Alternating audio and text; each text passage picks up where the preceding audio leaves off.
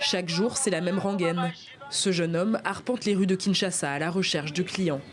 Sa cible, les détenteurs de billets usés, déchirés ou salis, souvent refusés par les commerçants, mais dont la valeur reste inchangée.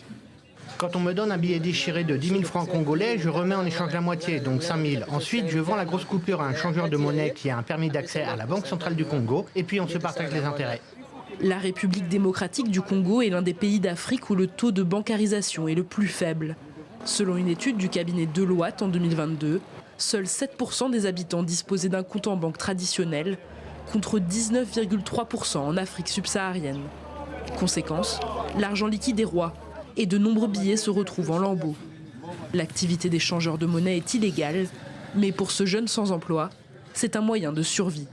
Nous ne trouvons pas de travail, alors même que nous avons fait des études, et nous en souffrons.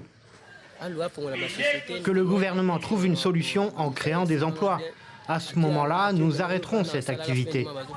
Mais avant cela, d'autres facteurs pourraient bien porter un coup à ces affaires, comme l'arrivée des services de paiement numériques.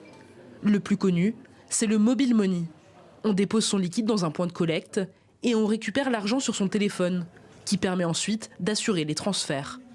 D'autres entreprises innovent encore, comme cette application qui permet de recevoir de l'argent en francs congolais ou en dollars, même sans compte en banque.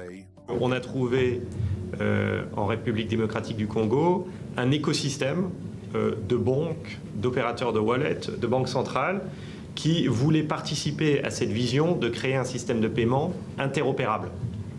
Et en fait, cette solution, elle est particulièrement puissante parce que beaucoup d'acteurs y participent et qu'elle est interopérable entre les différents moyens de paiement.